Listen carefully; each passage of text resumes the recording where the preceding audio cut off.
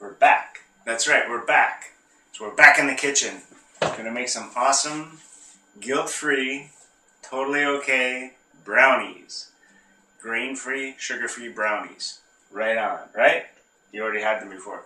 So a few people, one of the mornings in the office, I brought a few pieces, and a couple of lucky people had it, and a few people asked for the recipe. Go through the ingredients first, and then I'll tell you the amounts. So first part, you're going to need some almond flour. Okay, so this is raw almonds that are all kind of ground up. So that's one part you're going to get. You can get that in the health food stores. You're going to need our healthy sugar alternative, the monk fruit sweetener that we have in the office, that we've already pre-ground. That's right. You're going to need some organic cacao. You're going to need 4 pasture-raised eggs. You're going to need some grass-fed butter, a little bit of stevia, and you're going to need some, these are stevia sweetened chocolate chips, actually. Once again, health food store. KRISDA is the company brand.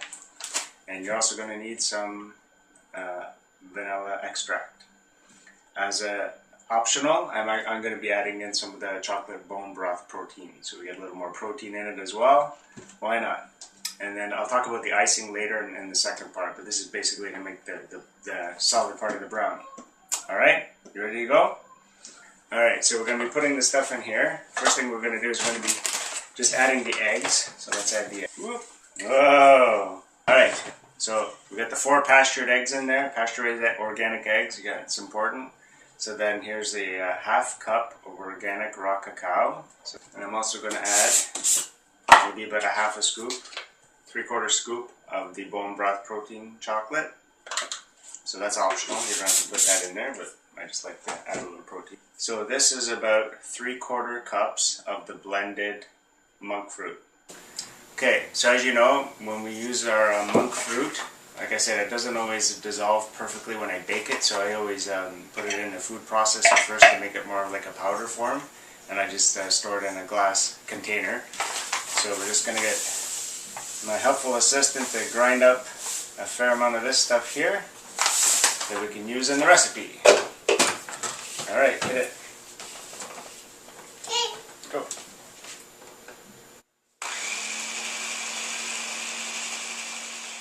So you just saw that we usually, when we do the monk fruit, just because the crystals don't really melt down that easily, we always blend it up a little bit first in a food processor to make it more powdery.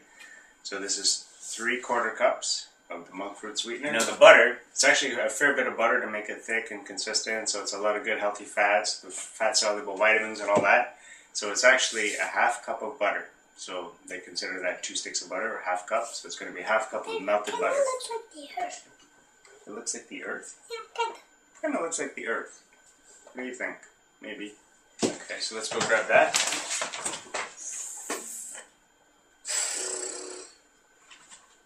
It's back. This is the 1 cup of butter, grass-fed. It does not look like the earth anymore. Doesn't look like the earth. It looks like earth and Mud.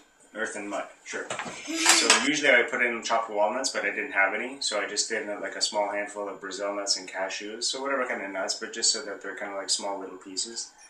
So you can just add those in. That wasn't too much. That was maybe like, I don't know, tablespoon. Maybe like a handful of these. 2 handfuls. So we're just going to mix this part up here.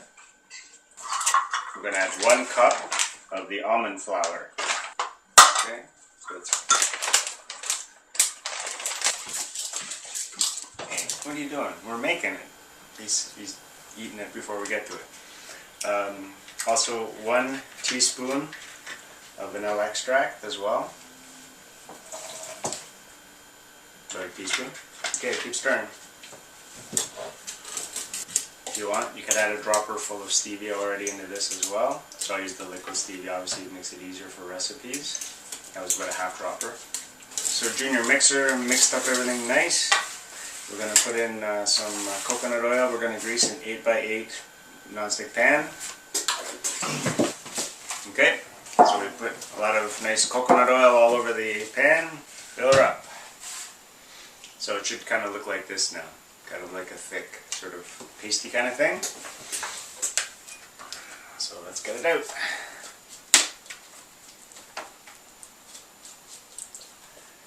Doesn't taste very good, eh, Joseph? It's yummy. Oh, just kind of spread it out so it gets even. It's ready to go in the oven.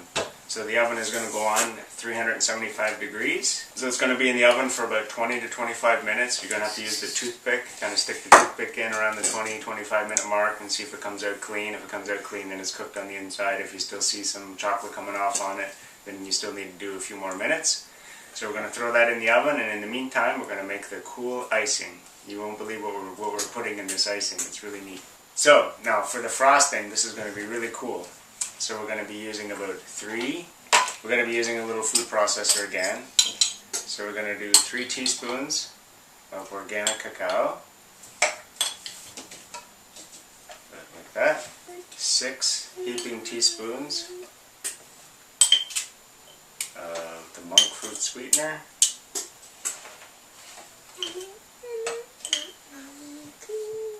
Not that much.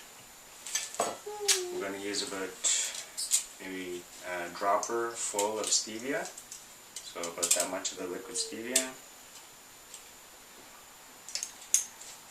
We're going to use about a teaspoon of melted butter, organic, pasture, grass-fed, you know the routine.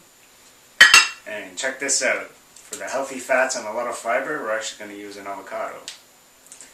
So we're going to put a whole medium-sized avocado in there as the main creamy part of the mixture. So that's really cool, and I'll do that in a second. And then we're also going to add just a couple of shots of real salt or Himalayan pink salt if you have that. All the ingredients are in. I'm just going to blend that up. Okay, so there's the icing for the brownies. It looks pretty good. It's pretty thick and creamy. Okay, so it's been cooking for about 20 minutes. We're just going to do the toothpick test. So put it in, pull it out. It's still a little wet, so we're going to leave it in for about another 3 or 4 minutes. It looks good now. So we're going to take it out, and if you have something like a cooling rack like this, that would be good. So just leave it out there, and you're going to want to let it cool for at least a half hour. You could even put it in the fridge afterwards if you want to cool it down even more, and then you'll add the icing after. Okay, we're back again. So I've let this cool down for about 45 minutes now.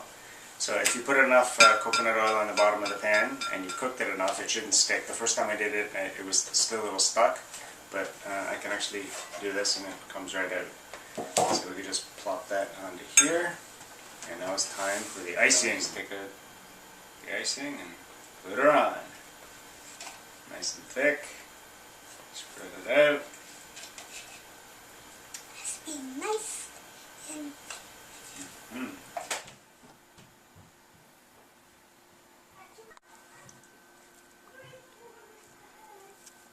moist. Very nice brownies. Beautiful.